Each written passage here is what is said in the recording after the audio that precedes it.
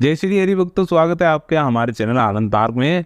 देखिए, मोहिनी एकादशी की कथा बहुत ही उत्तम मानी गई है, क्योंकि कहा जाता है कि इसके द्वारा अनेकों जन्मों के पाप समाप्त हो जाते हैं। अगर कोई व्यक्ति इस दिन व्रत का पालन करता है और मोहिनी एकादशी का व्रत करता है, तो कहा गया है कि विकास माह की शुक्ल पक्ष में आने वाली ये मोहिनी एकादशी उसके सारे पापों का नाश कर देती। आप देरी पूर्व इस कथा को सुने। अगर आपको ये कथा अच्छी लगती है तो इस वीडियो को जरूर लाइक करें। युधिष्ठिर बोले कि ये जनार्दन, शुक्ल पक्ष की एकादशी का क्या नाम है, उसका क्या फल है और उसकी विधि क्या है, सो सुनिए, मुझसे कहिए। श्री कृष्ण बोले कि हे धर्मनंदन, पहले रामचंद्र जी के पूछने पर जिस कथा को वशिष्ठ जी ने कहा और उस कथा को मैं कहता हूँ, आप सुनिए। श्री रामचंद्र जी बोले कि हे भगवान, सब पाप और दुखों को दूर करने वाले सब व्रतों में श्रेष्ठ व्रत में सुनना चाहता हूँ। हे महामुने, सीता के वियोग के दुखों को मैं भोग चुका हूँ, इससे भयभीत होकर मैं आपसे पूछता हूँ। वशिष्ठ जी बोले कि हे राम, तुमने अच्छा प्रश्न किया है। तुम्हारी बुद्धि श्रद्धा युक्त है और तुम्हारा नाम लेने से ही मनुष्य पवित्र हो जाता है। तो भी संसार के हित के लिए पवित्र करने वाले व्रतों में उत्तम और पवित्र व्रत को मैं कहूँगा। हे राम, वैशाख शुक्ल पक्ष में जो एकादशी है उसका नाम मोहिनी है और वे सब पापों को दूर करती है। मैं सत्य कहता हूँ कि इसके व्रत के प्रभाव से प्राणी मोहजाल और पातकों के मुंह से छूट जाता है। और हे राम, इसी कारण ये आप शरीर के मनुष्यों के लिए करने के लिए बहुत ही उत्तम है। ये पापों को दूर करने वाली और दुखों को नाश करने वाली है। हे राम, इस शुभ कथा को एकाग्रचित्त से सुनो। सरस्वती के तट पर भद्रावती नाम की एक सुंदरी पुरी है। वहाँ ज्योतिमान नाम का एक राजा राज्य करता था। वे धैर्यवान और सत्यवादी राजा चंद्रवंश के पैदा हुआ था। वे कर्म में प्रवृत्ति रखने वाले धनपाल के नाम से प्रसिद्ध था।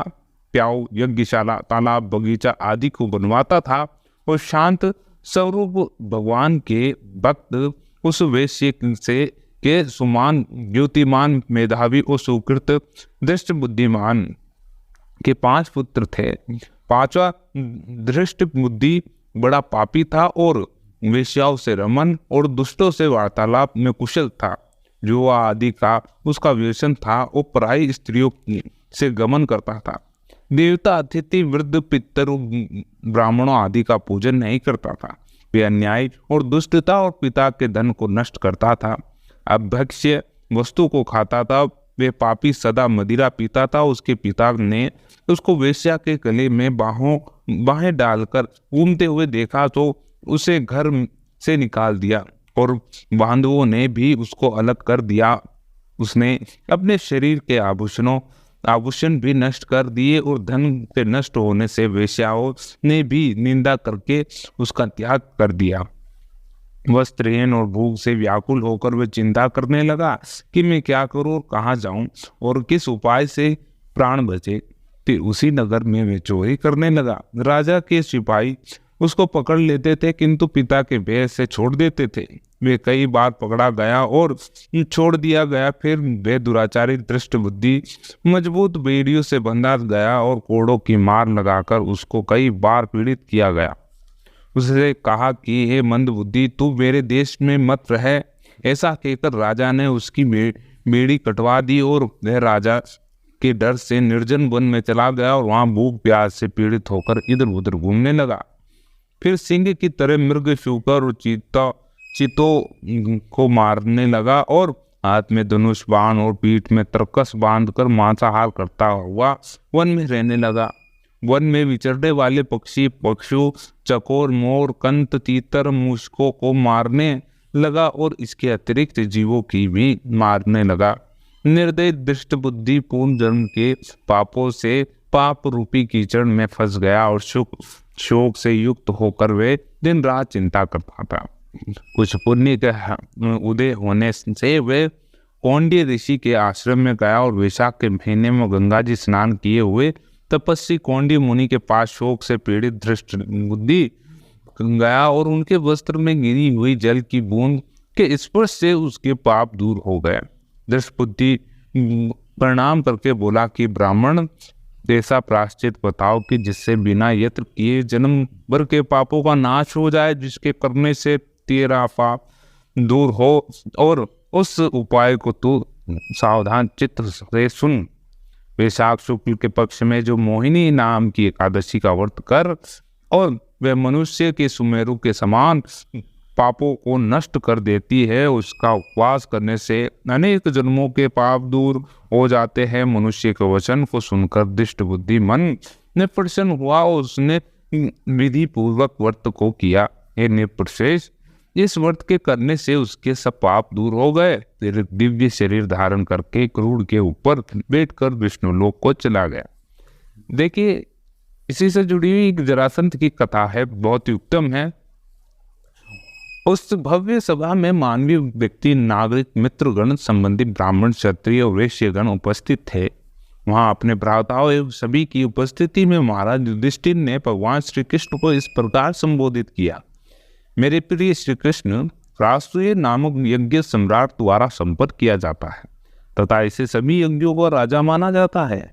इस यज्ञ को संपन्न करने में सभी देवताओं को संतुष्ट करना चाहता हूँ, जो इस भौतिक विश्व के अंदर अपने समर्थ प्रतिनिधि है। मैं यह भी चाहता हूँ कि आप कृपा पूर्वक इस महान कार्य में मेरी सहायता करें, जिससे उसे सफलतापूर्वक संपन्न किया जा सके। और जहाँ हम पांडवों का प्रश्न है, हमें देवताओं से मांगने के लिए कुछ नहीं है। हम व्यक्तिगत रूप से आपके भक्त बनकर पूर्ण रूप से संतुष्ट हैं। जैसा कि आप भगवत गीता में कहते हैं, जो व्यक्ति भौतिक इच्छाओं से भ्रमित है वे देवताओं की उपासना करते हैं, परंतु हमारा उद्देश्य भिन्न है। मैं इस राजसूय यज्ञ को संपादित करना चाहता हूँ और देवताओं को आमंत्रित करके ये दिखाना चाहता हूँ कि उनके पास ऐसी कोई शक्ति नहीं है जो आपसे स्वतंत्र हो। वे सभी आपके दास है और आप श्री भगवान हैं। ज्ञान के अभाव वाले मूर्ख व्यक्ति आपको सामान्य मानव मात्र मानते हैं और कभी कभी वे आप में दोष निकालने का प्रयत्न करते हैं। कभी कभी वे आपको बदनाम करना चाहते हैं। अतएव मैं ये राजसूय यज्ञ संपन्न करना चाहता हूँ। मैं श्री ब्रह्मा जी और शिव जी सर्वलोकों के अन्य प्रमुख सभी देवताओं को आमंत्रित करना चाहता हूँ। उस सभा में मैं यह प्रमाणित करना चाहता हूँ कि आप श्री भगवान है और प्रत्येक व्यक्ति आपका दासी। मेरे प्रिय भगवान, जो व्यक्ति सदैव कृष्ण भावनामृत में है और जो आपके चरण कमलों अथवा आपकी पादुकाओं का स्मरण करते हैं, वे भौतिक जीवन के प्रदूषण से मुक्त हो जाते हैं। जो व्यक्ति पूर्ण रूपेण कृष्ण भावनामृत में आपकी सेवा में संलग्न है, जो व्यक्ति केवल आपका चिंतन करते हैं और अथवा जो आपके सम्मुख प्रार्थनाओं अर्पित करते हैं, वे विशुद्ध आत्मा है। सदैव कृष्ण भावनामृत में सेवा में संलग्न होने के कारण ऐसे व्यक्ति जन्म और मृत्यु के चक्र से मुक्त हो जाते हैं। वे भौतिक ऐश्वर्यों को भोग करने और भौतिक जीवन में इस बंधन से मुक्त होने की भी कामना नहीं रखते। उनकी कामनाएं भावना कृष्ण भावना भावित कार्यों से पूर्ण हो जाती है। जहाँ तक हमारा प्रश्न है, तो हम आपके चरण कमलों में पूर्णतया समर्पित है। आपकी कृपा से आपको व्यक्तिगत रूप में देख पाने में भाग्यशाली है।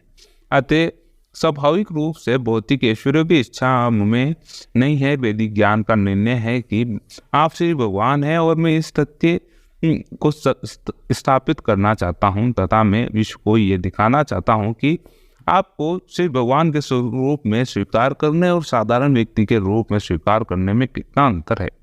मैं विश्व को देखना चाहता हूं कि कोई व्यक्ति आपके चरण कमलों की शरण लेने मात्र से जीवन की सर्वोच्च पूर्णता प्राप्त कर सकता है। ठीक उसी प्रकार जैसे जड़ों में पानी देने से वह एक वृक्ष की शाखाओं, टहनियों, पत्तियों और फूलों को संतुष्ट कर सकता है। अतएव यदि कोई व्यक्ति कृष्ण भावनामृत को ग्रहण कर ले तो उसका जीवन भौतिक व आध्यात्मिक दृष्टि से पूर्ण हो जाता है।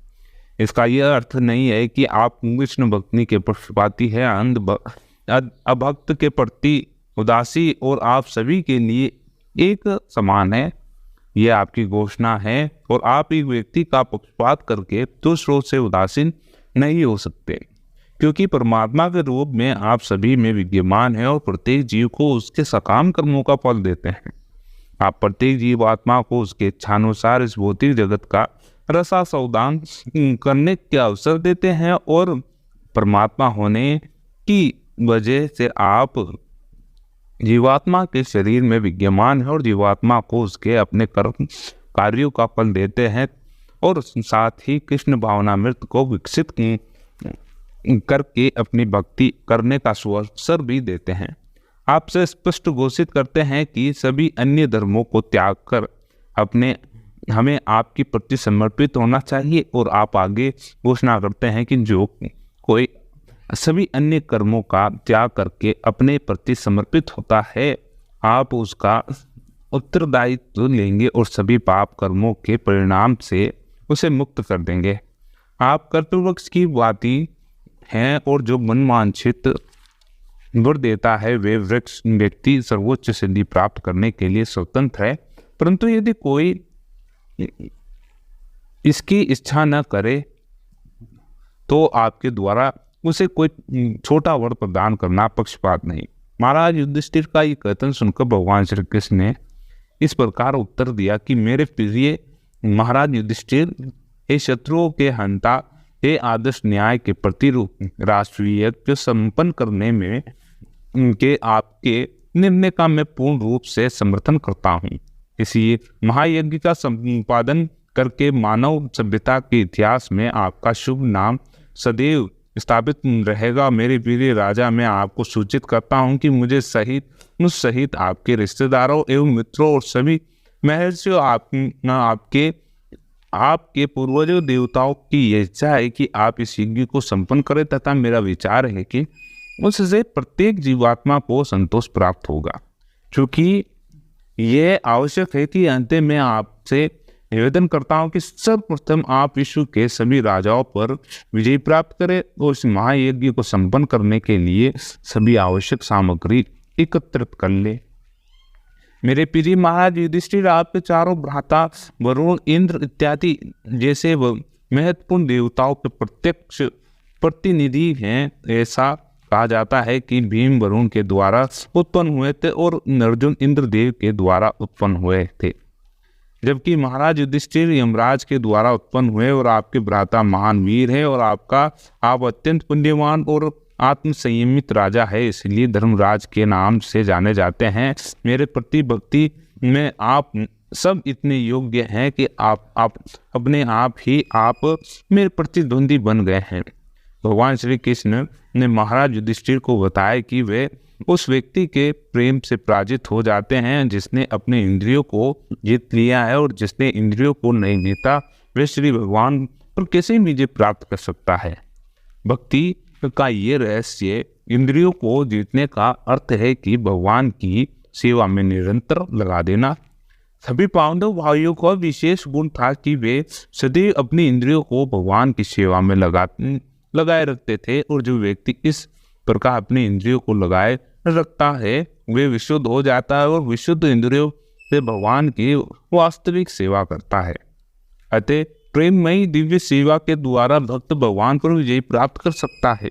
भगवान श्री कृष्ण ने आगे कहा कि ब्रह्मांड के तीनों लोकों में शक्तिशाली देवताओं सहित ऐसा कोई नहीं है जो मेरे भक्तों को इन 6 ऐश्वर्य से पराजित करते हैं। ये ऐश्वर्य इस प्रकार है कि धन, शक्ति, प्रतिष्ठा, सौंदर्य, ज्ञान और वैराग्य।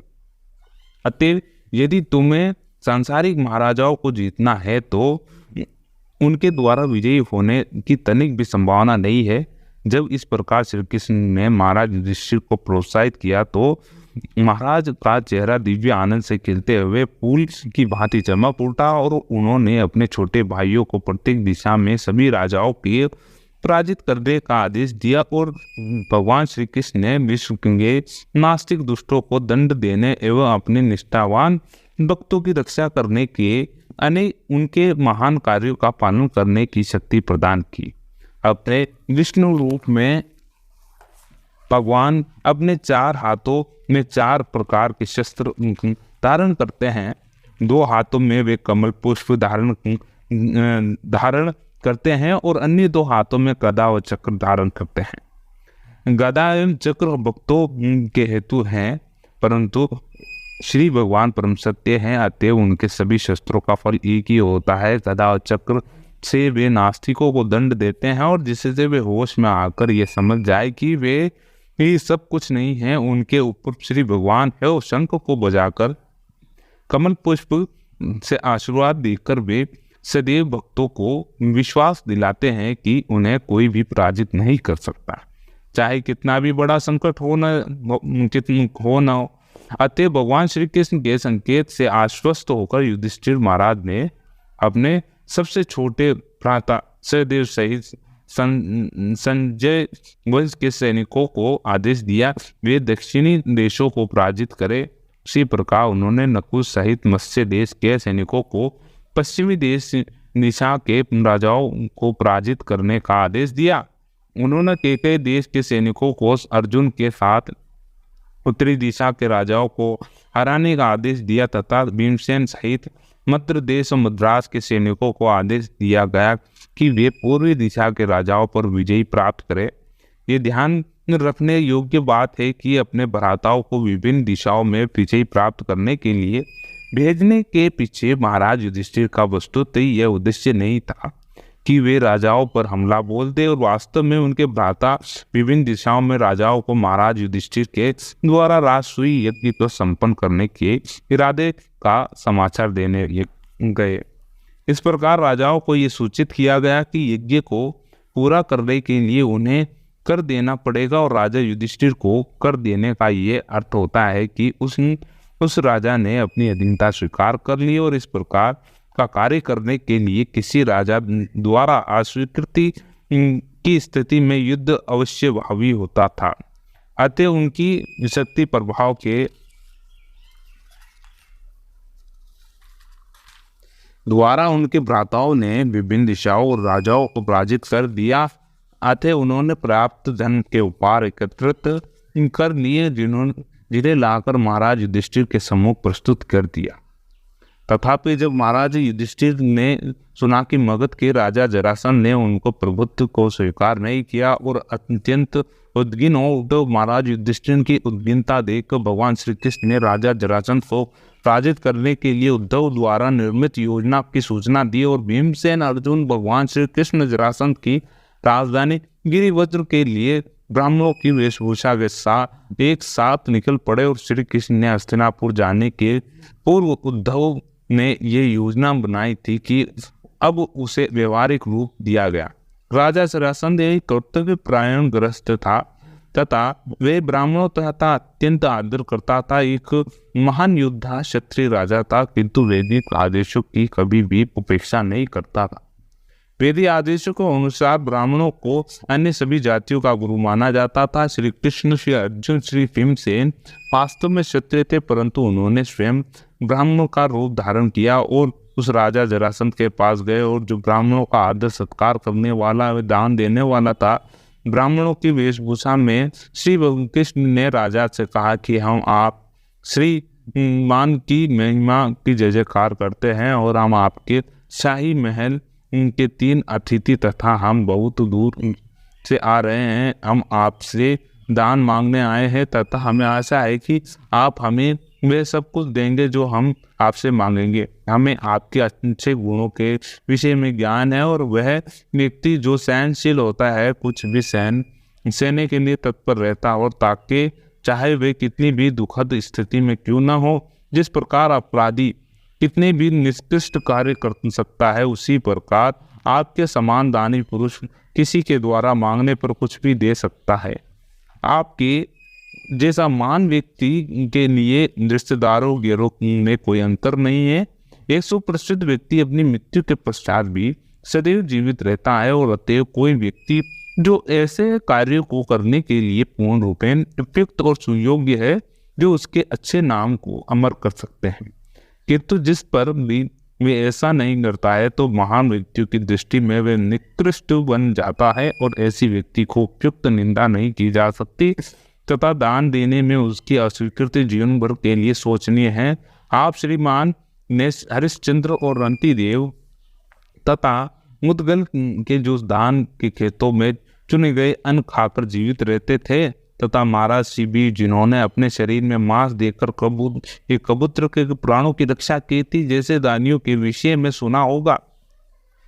इन महान व्यक्तियों ने इस अस्थायी नाशवान शरीर को मात्र त्याग कर अमर प्रसिद्ध प्राप्त कर ली और इस प्रकार ब्राह्मण के वेश में श्री कृष्ण ने जरासंध को सूचित किया कि कीर्ति अविनाशी है परंतु ये शरीर नाशवान है। यदि कोई व्यक्ति अपने नाशवान शरीर को त्याग कर अविनाशी नाम और कीर्ति प्राप्त कर लेता है तो मानव सभ्यता के इतिहास में वे सम्मानित व्यक्ति बन जाता है। जब ब्राह्मण के वेश में श्री अर्जुन और श्री भीम के साथ श्री कृष्ण बोले रहे थे तब जरासंध ने ध्यान दिया कि वे दोनों ब्राह्मण नहीं लग रहे थे और धनुष उठाने की वजह से उनके कंधों पर दबाव के निशान थे। उनके शरीर सुडौल थे और उनकी वाणी गंभीर और प्रभावशाली थी। अतः उसने दृढ़तापूर्वक निष्कर्ष निकाला कि वे ब्राह्मण नहीं अपितु क्षत्रिय है, किंतु वे ब्राह्मणों की भांति भिक्षा मांगने और उनके द्वार पर आए थे और अतः उसने निश्चित किया कि उनके क्षत्रिय होते हुए भी उनकी इच्छाओं की पूर्ति करेगा। और उसने ऐसा इसलिए सोचा क्योंकि इस प्रकार उसके सम्मुख प्रकट होकर भिक्षा मांगने से भी उनकी स्थिति नष्ट हो चुकी थी। इन परिस्थितियों में उसने सोचा कि मैं उन्हें कुछ भी देने के लिए तैयार हूँ। यदि वे मेरे शरीर को भी मुझसे मांगे तो मैं उन्हें उसे दे देने में जरा भी नहीं हिचकूंगा। इस संदर्भ में वे बलि महाराज के विषय में सोचने लगा और ब्राह्मण के वेश में विष्णु जी बलि के सम्मुख प्रकट हुए और उनका सारा ऐश्वर्य और राज्य छीन लिया। उन्होंने इंद्र के लाभ के लिए ऐसा किया और क्योंकि बलि महाराज द्वारा परास्त होने पर वे राज्यहीन हो गया था। यद्यपि बलि महाराज तो धोखा दिया गया था तथापि जो सर्वस्व दान में दे सकता था ऐसा महान भक्त के रूप में आज उनकी ख्याति का इस ज्ञान तीनों लोकों में किया जाता है। बलि महाराज को अंदाज लगा लिया था कि वे ब्राह्मण स्वयं श्री विष्णु हैं और इंद्रदेव की ओर वे इनसे उनके ऐश्वर्य को ले लेने मात्र के लिए आए हैं। बलि के गुरु महाराज और पारिवारिक पुजारी शुक्राचार्य ने अनेक बार इस विषय में चेतावनी दी तो भी ब्राह्मण ने जो कुछ मांगा बलि ने वे सब दान में दिया और अंत में उसने ब्राह्मण को अपना सर्वस्व दे दिया। जरासंध ने सोचा कि ये मेरा दृढ़ संकल्प है कि यदि इस नाशवान शरीर को त्याग कर मैं अमर प्रसिद्धि प्राप्त कर सकता हूं तो मुझे उस उद्देश्य के लिए कार्य करना चाहिए। उस क्षेत्र के जीवन भी उस व्यक्ति को नहीं मार सकता। और भगवान श्री कृष्ण के संकेत के अनुसार भीमसेन ने तत्काल ही जरासंध के पैरों को पकड़ा और उसे धरती पर जोर से पटक दिया। और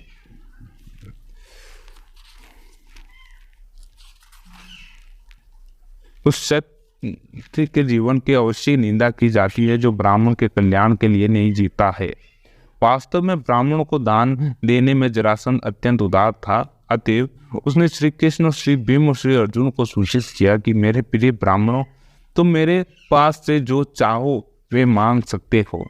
यदि तुम चाहो तो तुम मेरा सिर भी ले सकते हो, मैं उसे देने के लिए तैयार हूँ। और इसके पश्चात श्री कृष्ण ने जरासंध को इस प्रकार संबोधन किया कि प्रिय राजन, कृपा ध्यान दीजिए कि हम वास्तव में ब्राह्मण नहीं है, न ही हम धन धान्य मांगना है। हम क्षत्रिय हैं और हम आपके इस द्वंद्व युद्ध की मांग करने आए हैं। हमें आशा है कि आप हमारे प्रस्ताव को स्वीकार करेंगे और आप ध्यान कर सकते हैं कि हमारा ये पांडु के द्वितीय पुत्र भीमसेन और तृतीय पुत्र अर्जुन भी उपस्थित हैं। यहाँ तक मेरा प्रश्न है तो तुम्हें ज्ञात होना चाहिए कि मैं तुम्हारा पुराना शत्रु पांडवों का भाई कृष्ण हूँ। जब भगवान श्री कृष्ण ने अपनी वास्तविकता बताई तो राजा जरासंध जोर जोर से हंसने लगा और फिर अत्यंत क्रोध और गंभीर ध्वनि से उसने चिल्लाकर कहा कि मूर्खों, यदि तुम मुझसे लड़ना चाहते हो तो मैं तुम्हारा निवेदन स्वीकार करता हूँ, परंतु कृष्ण, मैं जानता हूँ कि तुम कायर हो। मैं तुमसे युद्ध करने से इनकार करता हूँ क्योंकि तुम मुझसे लड़ते समय घबरा जाते हो और मेरे डर से तुमने अपने शहर मथुरा को भी छोड़ दिया था तथा तुमने सागर के भीतर शरण ली और अतएव मैं तुमसे युद्ध करने से इनकार करता हूँ। जहाँ तक भीमसेन का प्रश्न उठा है तो मैं सोचता हूँ कि मुझसे लड़ने के लिए वे उपयुक्त प्रतिस्पर्धी है। इस प्रकार बोलने के बाद राजा जरासंध ने तत्काल ही एक बहुत भारी गदा भीमसेन को दी और स्वयं एक दूसरी गदा ले ली और तथा वे सभी लोग युद्ध करने के हेतु शहर की सीमा के बाहर गए। भीमसेन और राजा जरासंध युद्ध करने में संलग्न हो गए और शक्तिशाली गदाओं से बिजली के समान वे जोर जोर से एक दूसरे पर वार करने लगे और दोनों ही युद्ध के लिए उत्सुक थे। दोनों ही गदा से युद्ध करने की कला में सनिपुण थे। एक दूसरे पर वार करने की उनकी तकनीक इतनी सुंदर थी कि उन्हें देखकर ऐसा प्रतीत होता कि दो नट मंच पर नृत्य कर रहे हों। और जब जरासंध और भीमसेन की गदाएं जोर से टकराती तो उसके द्वारा उत्पन्न होने दो योद्धा हाथियों के विशाल दांतों की टक्कर के समान और तूफान में चमकती हुई बिजली के समान प्रतीत होती थी।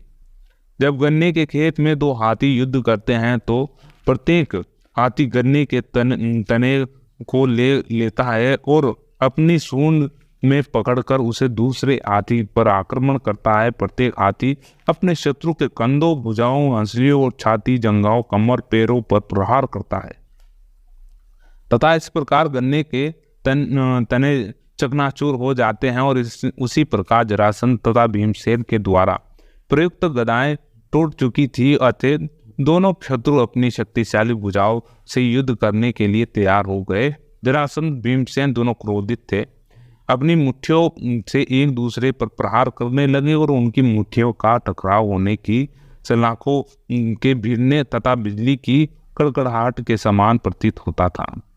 उनको देखकर ऐसा प्रतीत होता था कि दो हाथी युद्ध कर रहे हैं और दुर्भाग्य से वह आपस में किसी को भी पराजित नहीं कर पाए, क्योंकि दोनों युद्ध कला में निपुण थे और दोनों की शक्तियां एक समान थी।